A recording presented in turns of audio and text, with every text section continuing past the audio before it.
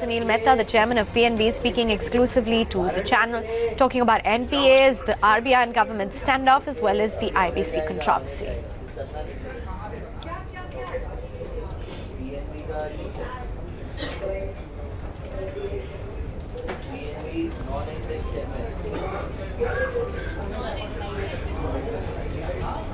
For taking out time and speaking to ET now. We are currently in the midst of an environment wherein we are seeing signs of a standoff between the government and the banking regulator, the RBI. Well, these are healthy differences that have erupted in the past as well, but they probably have never come out in the public domain to the extent they have right now. We are also looking at a very all-important board meeting of the RBI, which is scheduled for 19th. You're a senior member of the banking community. How important do you think it is for there to be a consensus between the government and the regulator, considering the current state of affairs? Thank you for always asking the trick first question. But I think, broadly speaking, that in any democracy, between institutions, there needs to be a healthy debate on several issues, and each one will have a point of view.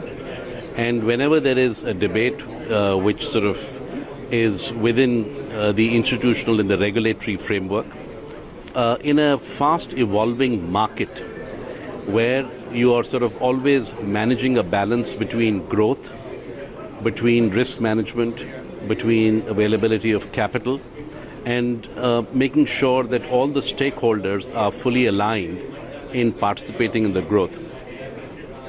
There will be different perspectives in how do you achieve those objectives. No single institution has any difference in the end goal. It's a question of how do you get there.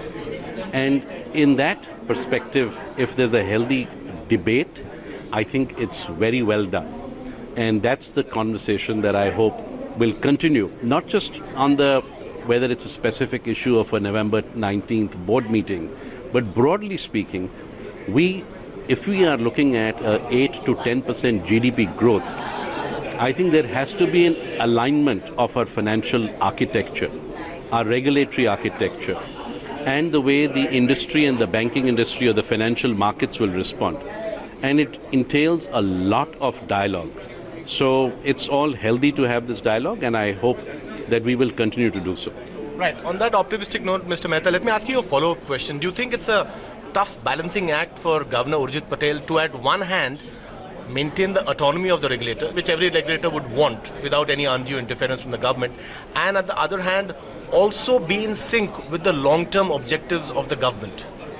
So I think every institution, and I'm not sort of being specific in this case, has that objective, that you maintain from a governance point of view the best standards that are there, which is always healthy for the way the framework is already established in the Indian system and in the global system. So with that, if anybody has the objective of growth and then sort of making sure that in that governance process that there is this dialogue, I think it's just the right thing to do.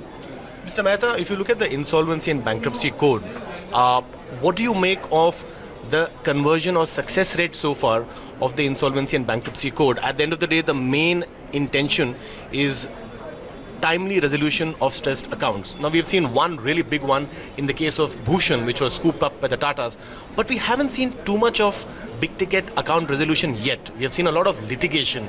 So would you say the IBC has been a success so far, or do you think maybe its objectives haven't been met? So I think the IBC is a 2-year-old legislation in a very complex environment and a large number of assets that were stressed.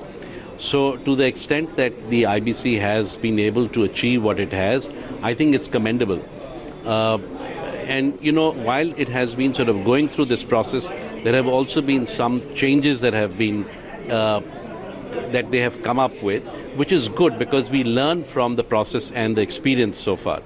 And I would say that as we sort of give IBC more time, I definitely believe that there will be much more success. Because even the judicial infrastructure and the judicial officers who are involved, whether it's the legal fraternity or it is the entire people who sort of refer these matters to the upper courts, are all learning how to deal with those issues.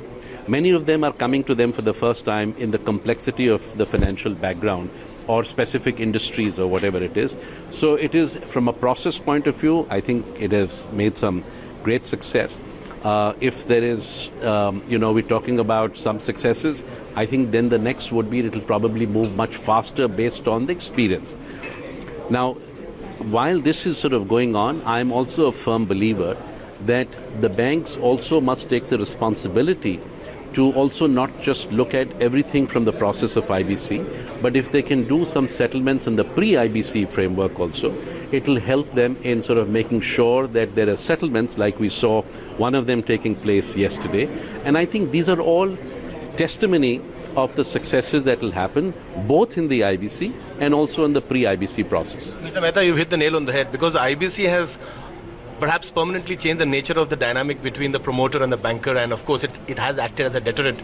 Let me pose to you one contentious issue which has propped up in the IBC. Now, do you think the committee of creditors, which essentially consists of financial creditors, should perhaps entertain attempts made by the promoters of the IBC company to make a settlement proposal at the advanced stage? Because one school of thought seems to suggest that when you had a chance, you did not pay up your dues, you landed up in IBC, and then when the bidding process is almost completed, you suddenly want to stump the COC by offering a settlement proposal.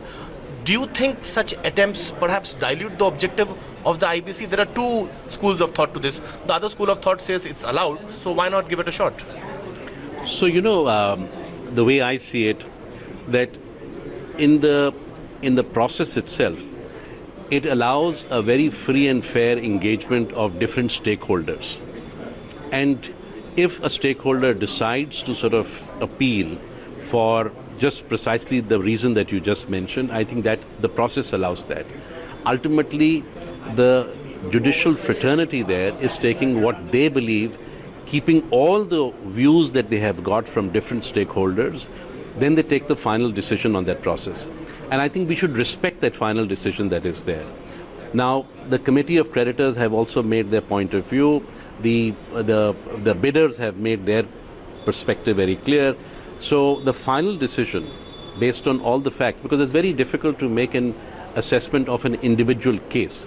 But broadly speaking, I think if the process is followed in the way it is being followed so far, whatever the final outcome of that, I think we should, the judicial outcome, we should respect that. Right. Mr.